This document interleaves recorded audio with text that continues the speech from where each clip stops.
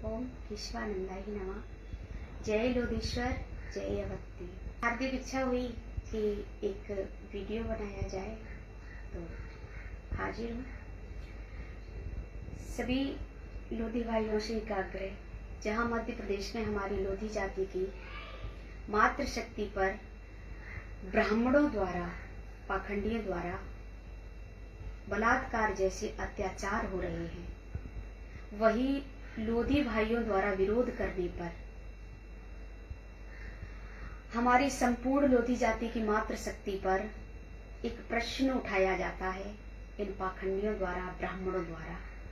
और व्यास मंच पर बैठ करके बोलने वाला धीरेन्द्र शास्त्री कहता है कि लोधी अपने डीएनए टेस्ट कराएं, जांच कराएं। तो हमारी लोधी जाति की मातृशक्ति पर, उनकी पवित्रता पर, उनके चरित्र पर उसने सवाल उठाया। और उसका गुरु संत रामभद्राचार्य व्यास मंच पर बैठ करके अपने शिष्य का 1000% समर्थन करते हुए नजर आ रहे हैं। इतना कुछ होने पर उत्तर प्रदेश के लोधी राजनैतिक लोग क्या कर रहे हैं? जो बड़ी बड़ी सभाओं में जाकर के, लोधी महासभाओं में जाकर के लोधी जिंदाबाद, एकता का नारा लगाते हैं, और वो पीछे क्या कर रहे हैं? रामभद्राचार्य जी की कथा होती है इटावा शहर में, और वहां के राजनैतिक लोग उस पाखंडी ब्राह्मण को अपनी गाड़ी में बिठा करके, घुमा करके अपना सौभाग्य बता रहे हैं। कई राजनैतिक लोग, कई नेता, लोधी नेता उसके पंडाल में बैठ करके जोर जोर से ताली बजा करके और सेल्फी लेकर के सोशल मीडिया पर पोस्ट कर रहे हैं और अपने आप को सौभाग्यशाली बता रहे हैं। कुछ राजनीतिक लोग उसके तलवे चाटने को अपना सौभाग्य बता रहे हैं। आप शायद नहीं जानते होंगे, क्योंकि आपने इनका वीडियो नहीं सुना होगा। रामभद्राचार्य जी का एक वीडियो आता है और उसमें वो बड़ी बड़ी बात कह रहे हैं। राम, कृष्ण, प्रहलाद, नारद, व्यास आदि ब्राह्मणों का उदाहरण दे रहे हैं। लेकिन रावण, कुंभकर्ण, हिरण्याक्ष, हिरण्यकश्यप, इनकी तो बात वो कर ही नहीं रहे हैं। ये कौन थे? मैं बता दूं महाराज जी, ये भी ब्राह्मण थे। और इन ब्राह्मण पाखंडियों को मारने के लिए, इन दुष्टों को मारने के लिए, इनका वध करने के लिए भगवान को भी छत्री बनकर के आना पड़ा। और बाबा जी, मैं आपको बता दूं, मैं बाबा जी आपको क्यों बोल रही हूँ? इसलिए क्योंकि संत के लक्षण तो आप में है नहीं। क्योंकि व्यास मंच पर बैठ करके जो जाति सूचक शब्द का प्रयोग करें और बार बार जो आप लोधी लोधी लोधी कह करके हमको संबोधित कर रहे थे व्यास मंच से, तो वो संत कैसा जिसमें समानता ना हो? तो ये तो वेदों का मत है। वेद बताते हैं कि वो संत नहीं हो सकता जो सब में संभावना ना रखे।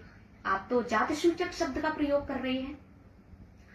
तो उन राक्षसों को मारने के लिए भगवान छत्री बन करके आ रहे हैं, और आप जिनकी गाथाएं गा गा करके हम लोगों को भ्रमित कर रहे हो, पाखंड फैला रहे हो, तो आप भी छत्री का अपमान करके साक्षात भगवान का ही अपमान कर रहे हैं। अब आइए लोधी भाइयों, मैं आपको एक चीज और बता दूं। ये संपूर्ण लोधी जाति का दुर्भाग्य है, और मैं तो दुर्भाग्य ही कहूंगी, क्योंकि जो हमारी जाति पर, हमारी मातृशक्ति पर, उनके चरित्र पर, उनकी पवित्रता पर सवाल उठाए और ये लोग उनका सपोर्ट करें, तो ये दुर्भाग्य ही है। सबसे एक आग्रह है, एक विनती है, इन पाखंडियों से अपने समाज को मुक्त कराइए। क्योंकि ये जब जब आते हैं बड़े बड़े आयोजन करा के, मोटी मोटी रकम ले जा करके हमको दरिद्र बना करके, हम पर ही राज्य करने वाले और हमारे बीच अंधविश्वास पैदा करके हमारे सामाजिक पाखंड फैला रहे हैं।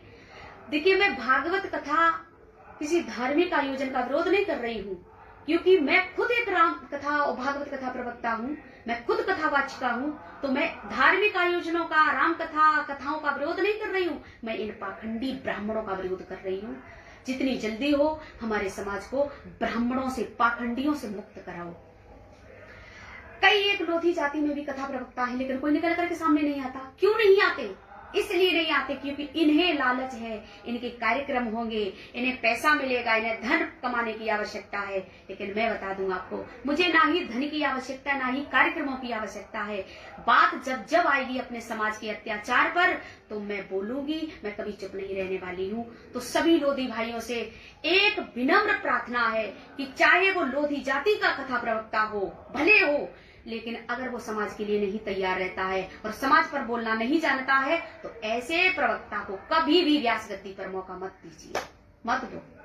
जो समाज में जागृति पैदा ना कर सके, जो समाज को ना जगा सके, जो समाज को कुरीतियों से मुक्त ना करा सके, जो पाखंड से मुक्त ना करा सके, ऐसे कथा प्रवक्ता को मत बुलाइए और कोई आयोजन मत कराइए।